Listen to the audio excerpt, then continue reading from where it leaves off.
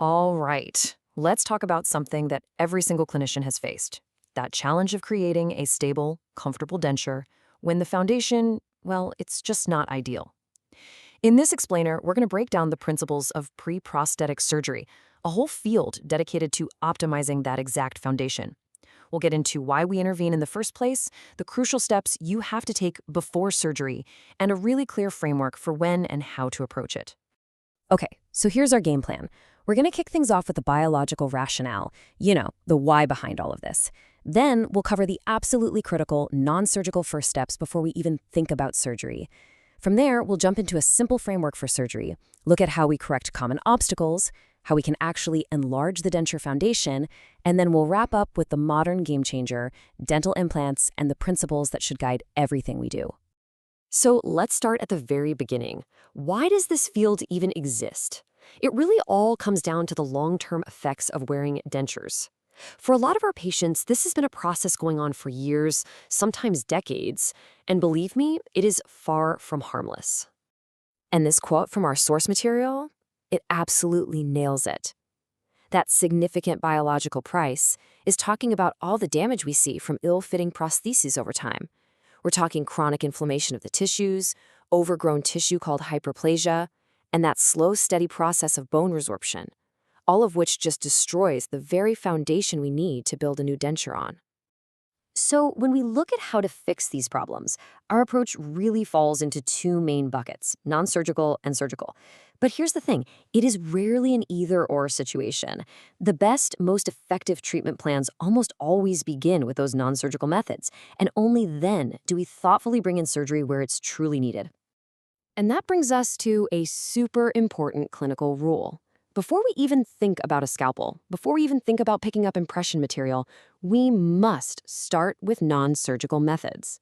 The goal is simple, but it's absolutely essential. Get the patient's oral tissues healthy first. This protocol here, tissue conditioning, is pretty much non-negotiable. As you can see, it involves having the patient take out their old dentures or using soft liners to let those angry, inflamed tissues finally calm down and recover. Having the patient massage the area helps too. But that last one, step 3, is a biggie. A minimum of 24 hours of tissue rest before any prosthetic appointment. Why? Well, think about it. Trying to take an impression on swollen, deformed tissue is one of the most common and totally preventable reasons that new dentures fail. And it's not just about letting the tissues rest. We've got to look at the whole picture, right? We also need to address these other critical factors. That means fixing the bite on their old dentures to get their jaw in the right position, making sure they're getting the right nutrition so they can heal properly, and even giving them jaw exercises to get the muscles working correctly. It's all part of setting them up for a successful outcome. Okay, so once we've done our non-surgical homework and gotten the tissues as healthy as possible, then we can properly evaluate if surgery is even necessary. And when we do, we can simplify the entire philosophy down to 3 clear and distinct objectives.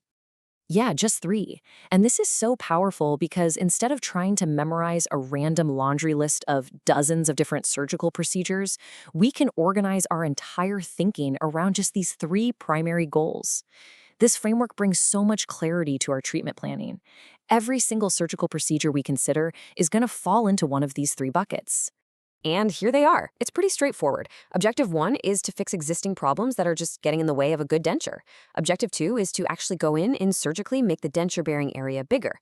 And Objective 3, which is the modern approach, is to provide a brand new foundation using dental implants. See? It's a really logical flow that we're going to follow for the rest of this discussion. So let's dive into that first objective, which honestly is the one you'll probably run into most often. The goal here is basically to do a surgical cleanup of the area, removing any soft tissue or bony problems to create a smooth, stable, and healthy base for the new denture. And this covers a whole range of common issues that I'm sure we've all seen in the chair. We're talking about that flabby, overgrown tissue from an old, ill-fitting denture flange, high muscle attachments that keep popping the denture loose, and those bony bumps, or tori, that act like a fulcrum and cause pain. Every single one of these can directly prevent a denture from fitting well. The frenum is a perfect example of this. You see, as the jawbone resorbs and shrinks over time, this little fibrous band of tissue starts to look more and more prominent, getting closer to the top of the ridge. A frenectomy, which is just surgically removing or moving that frenum, is what we do when its movement starts messing with the edge of the denture and breaking that critical border seal. And this table is a great way to see how your clinical judgment has to change depending on the situation.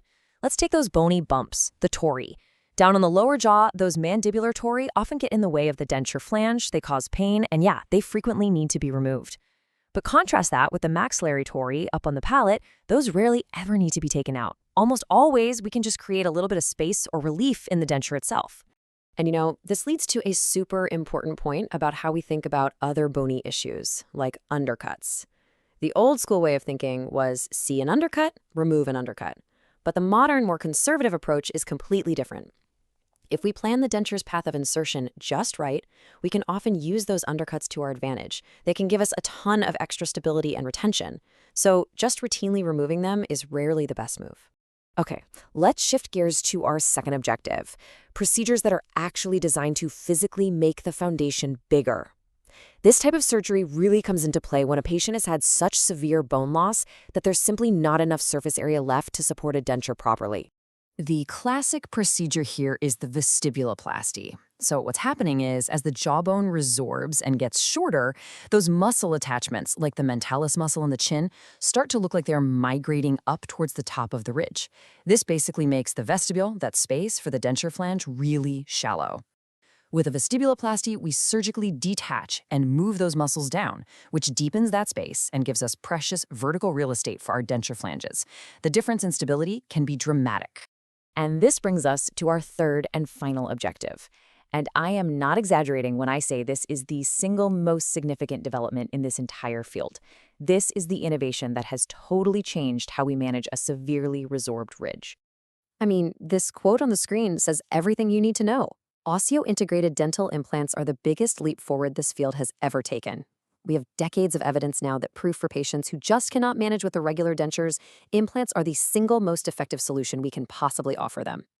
With implants, the whole game changes. The support system is totally different. We're moving away from relying only on the soft tissues, the mucosa. Instead, the foundation becomes endosseous, which means it comes from inside the bone. This gives us an incredibly stable, predictable anchor for either a fixed bridge or a removable overdenture that snaps into place. And what this means in the clinic is just massive. For those patients with really severe bone loss, implants have become the standard of care. They have pretty much made many of the older, more invasive, and frankly, less predictable procedures, like those huge vestibuloplasties or major bone grafts, almost obsolete. So as we start to pull all this together, let's just go over a few key principles that you should always keep in the back of your mind no matter what procedure you're considering. We have to be conservative. We must always weigh the difficulty and risk of the surgery against the real benefit the patient is going to get. We should use surgical templates to guide what we're doing and help with healing. And critically, we have to remember that anytime we operate on bone, there's a risk of speeding up bone loss if we're not careful. And really, all of this, every single thing we've talked about today, it all boils down to one final ultimate question. This is the one question that should guide every single decision we make in this area. And here it is. Every decision has to be weighed on this scale.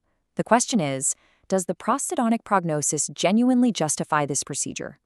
Is this surgery, with all its costs, its risks, its discomfort, is it truly going to make a significant, tangible improvement in the final denture for this particular patient? If you always come back to this one question, you can be sure that you're not just doing a procedure. You're truly acting in your patient's best interest.